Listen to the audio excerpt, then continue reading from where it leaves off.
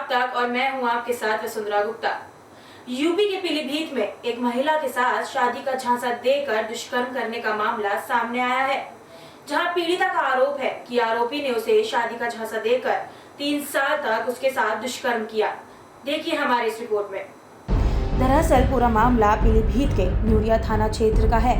बताया जा रहा है कि थाना न्यूरिया क्षेत्र की रहने वाली एक महिला को उसी के ही कस्बे के रहने वाले मेहंदी हसन नाम के युवक ने उत्तराखंड के सिडकुल में स्थित अल्फा कंपनी में मजदूरी पर काम करने के लिए बुलाया था, जहां पर 3 साल से दोनों साथ साथ काम कर रहे थे।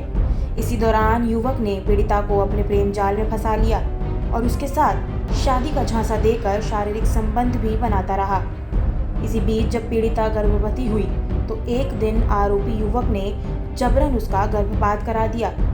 इतना ही नहीं, जब पीड़िता ने आरोपी से शादी करने की बात कही तो वो 1 सप्ताह पहले पीड़िता को वापस अपने साथ न्यूरिया लेकर आया, जहां उसे कॉलोनी के बस स्टैंड पर छोड़कर भाग गया।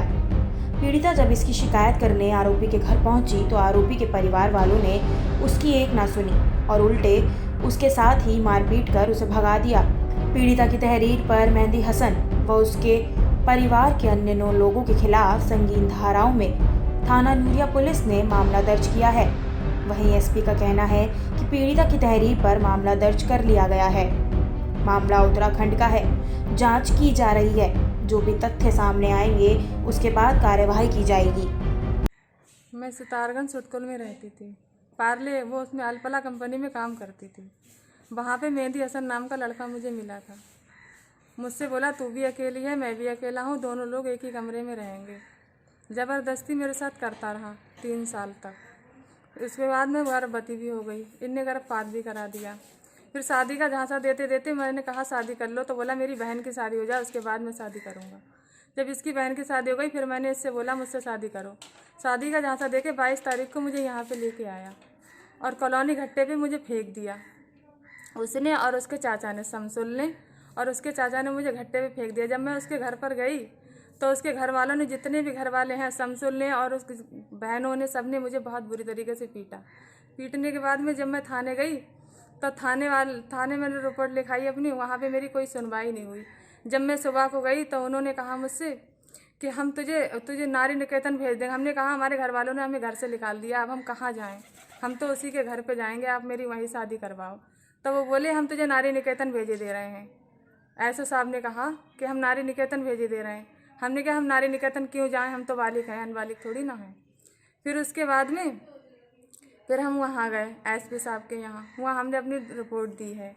फिर हमने वहाँ भी फ़ोन किया है नखलऊ भी। हमने कहा अगर हमारी कोई सुनवाई नहीं हुई तो हम अपने आप को वो कर लेंगे, आत्महत्या कर लेंगे अपनी। वो बोली मैडम आत्महत्या क्यों करोगी? राजीनामे के लिए उसके चाचा आए थे हाजी जी, और वो आया था फयूम चेयरमैन का लड़का। वो बोला कि अगर तूने राजीनामा नहीं किया तो हम तुझे 50,000 रुपये दे के चरित्रहीन साबित करवा देंगे थाने में। तो क्या चाहती हैं आप? हम उससे शादी करना चाहते हैं, हमारी बहुत बेइज्जती हो गई है बस। बेटी के साथ बहुत मारपीट हुई और धमकियां दे रहा है कि क्या नाम 50,000 रुपया ले लो, 2 लाख ले लो। उसके बाद में कह रहा है नहीं करोगे तो हम 50,000 थाने में देकर और हम वो करा देंगे। और उसके बाद में हम लोगों को धमका रहा है, आ रहे हैं हमारे घर पे 4-5 लोग। कौन धमकियां दे रहा है? नाम जे कह रहे थे कि हम मारेंगे, पीटेंगे और निकाह नहीं करेंगे। साहब मैं रान बेवा औरत हूँ, मेरी कोई सुनाई नहीं हो रही है और हमको धमकी देते हैं आके हमारे घर पे। कौन लोग धमकियां दे रहे हैं? और संख्या ले रहे हैं कि कौन लोग धमकियां दे रहे हैं? जे लोग उधरी वाले धमकियां दे रहे हैं कि करो, फैसला करो, नहीं हम वहाँ थाने में 50,000 रुपया देंगे, उसके बाद में इनकी माँ और नहीं उसमें शामिल कर देंगे।